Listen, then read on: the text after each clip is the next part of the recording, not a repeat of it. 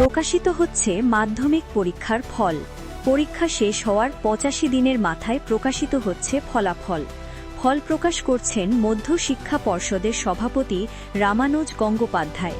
তারপরই সকাল ১০:১৫ থেকে পর্ষদের অফিসিয়াল ওয়েবসাইটে নিজেদের ফলাফল দেখতে পাবেন পরীক্ষার্থীরা। সেই ওয়েবসাইট দুটি হল www.wbbsedata.com এবং www.wbbse.wb.gov.in। এছাড়াও পর্ষদের তরফে মোবাইল অ্যাপ তৈরি করা হয়েছে। গুগল প্লে স্টোর থেকে সেই অ্যাপ ডাউনলোড করে নিজেদের ফলাফল দেখতে পাবেন পরীক্ষার্থীরা। সেই অ্যাপ তিনটি হল আই রেজাল্টস, মাধ্যমিক রেজাল্টস এবং এডুটিপস অ্যাপ। ফল প্রকাশের দিনই সংশ্লিষ্ট স্কুলগুলি থেকে মার্কশিট ও অন্যান্য প্রয়োজনীয় নথি বিতরণের ব্যবস্থা করা হবে। এবছর রাজ্য জুড়ে বিভিন্ন কেন্দ্রে পরীক্ষার্থীর সংখ্যা ছিল মোট ৯,৭১,৩৪০ জন পড়ুয়া। এর মধ্যে ছাত্রের সংখ্যা ৪,২৬,৭৩৩ জন, ছাত্রী ৫,৪৪,৬০৬ জন এবং একজন রূপান্তরকামী পরীক্ষার্থী রয়েছেন।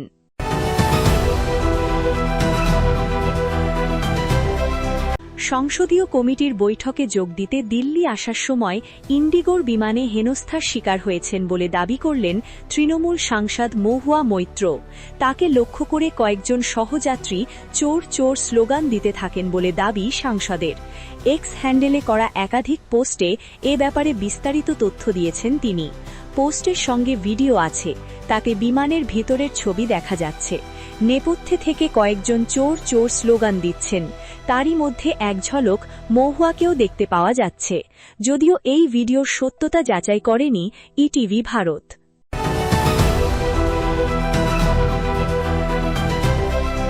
সংখ্যাগরিষ্ঠতা নিয়ে রাজ্যে ক্ষমতায় এসেছে ভারতীয় জনতা পার্টি। তারপর থেকেই তৃণমূল ছাড়া যেন হিড়িক পড়ে গিয়েছে।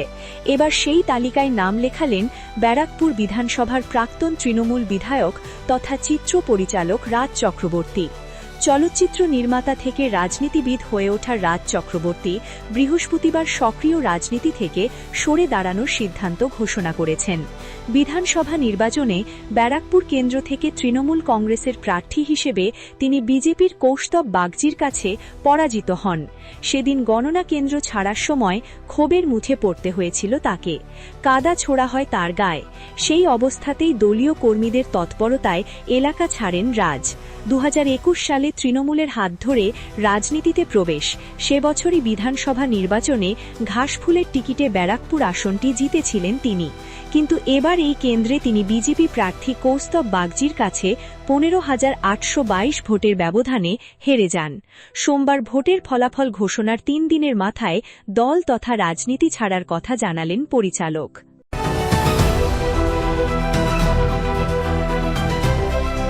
মাধ্যমিক বা উচ্চ মাধ্যমিক পাশের হারে বরাবরই এগিয়ে থাকে দক্ষিণবঙ্গ, বিশেষত মেদিনীপুর।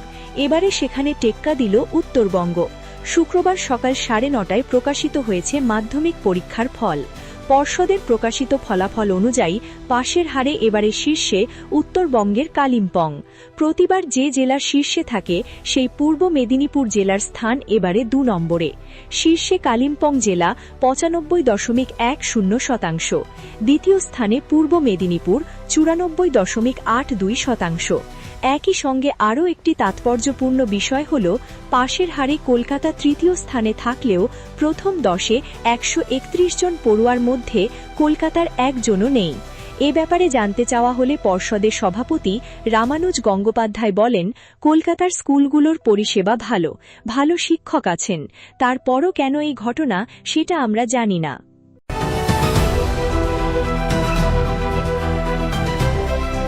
মনমোহনী ছিল তার ফুটবল শৈলী।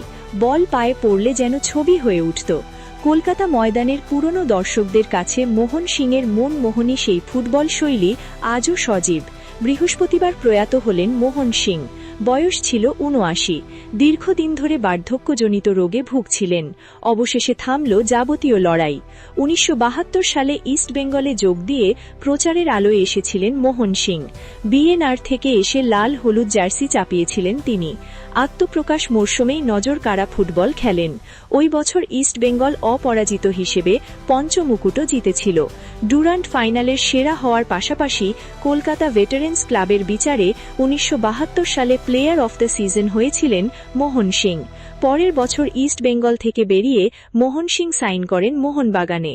১৯৭৫ সালে ইস্ট বেঙ্গলে প্রত্যাবর্তন করেন এই মিডফিল্ডার।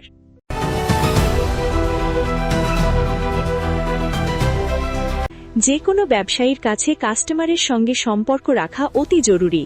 এর ফলে মার্কেটিং এবং সেলস দুটোই বৃদ্ধি পায়। কিন্তু ব্যস্ততার কারণে অনেক ক্ষেত্রে কাস্টমার রিলেশনে ঘাটতি পড়ে। ক্রেতাদের কাছে বিভিন্ন অফার পৌঁছানো যেমন সমস্যা হয়, তেমনি সেলসেও ঘাটতি পড়ে। সেই সমস্যার সমাধান এবার হোয়াটসঅ্যাপে সম্ভব, কারণ মেটার এই প্ল্যাটফর্মে চালু হচ্ছে বিজনেস এআই ফিচার।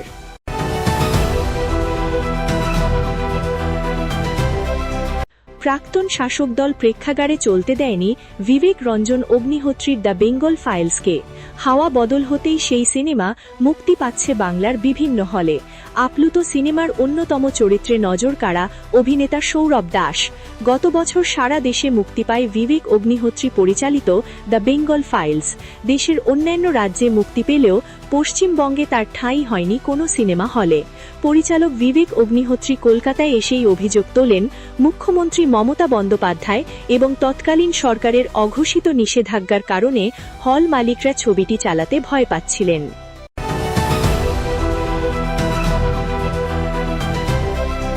ভোট পরবর্তী সময়ে ক্রমেই বাড়ছে হিংসার ঘটনা। কখনো বিজেপি তো কখনো তৃণমূল কর্মী খুনের অভিযোগ উঠছে। উত্তেজনার এই আবহে এবার পূর্ব বর্ধমানে তৃণমূল কর্মীর রহস্য মৃত্যু। ঘটনা পূর্বস্থলী ১ ব্লকের নাদনঘাট থানার দোল গোবিন্দপুর এলাকার। বৃহস্পতিবার দুপুরে স্থানীয় একটি ক্লাবঘর থেকে উদ্ধার হয় তৃণমূল কর্মী অসিত দেবনাথের ঝুলন্ত দেহ। ঘটনাকে কেন্দ্র করে এলাকায় চাঞ্চল্য ছড়িয়েছে। সেই সঙ্গে শুরু হয়েছে রাজনৈতিক চাপানোতরও।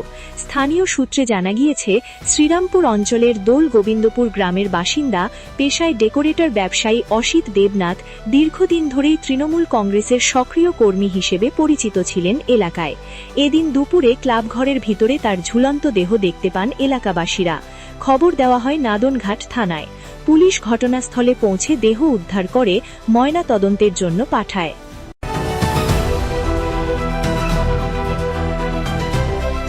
প্রতীক্ষার অবসান। ৮৪ দিনের মাথায় প্রকাশিত হল মাধ্যমিক পরীক্ষার ফল। শুক্রবার সকাল ৯:৩০টায় পশ্চিমবঙ্গ মাধ্যমিক শিক্ষা পর্ষদের তরফে সাংবাদিক বৈঠক করে ফল প্রকাশ করছেন পর্ষদ সভাপতি রামানুজ গঙ্গোপাধ্যায় এবং সচিব সুব্রত ঘোষ। সকাল ১০টা ১৫ থেকে পর্ষদের অফিসিয়াল ওয়েবসাইটে নিজেদের ফলাফল দেখতে পাবেন পরীক্ষার্থীরা। এবারে পরীক্ষার্থীদের পাশের হার ৮৬.৮৩%। গতবারের পাশের হার ছিল ৮৬.৫৩%। অর্থাৎ গতবারের চেয়ে এবারে পাশের হার সামান্য বৃদ্ধি পেয়েছে। তাৎপর্যপূর্ণভাবে এবারে পাশের হারে দক্ষিণবঙ্গকে টেক্কা দিয়েছে উত্তর। শীর্ষে কালিম্পং জেলা ৯৫.১০%। দ্বিতীয় স্থানে পূর্ব মেদিনীপুর ৯৪.৮২%। কলকাতা রয়েছে তৃতীয় স্থানে। পাশের হার ৯২.৩১%। পাশের হারে কলকাতা তৃতীয় স্থানে থাকলেও প্রথম ১০-এ ১৩১ জন পড়ুয়ার মধ্যে কলকাতার একজনও নেই।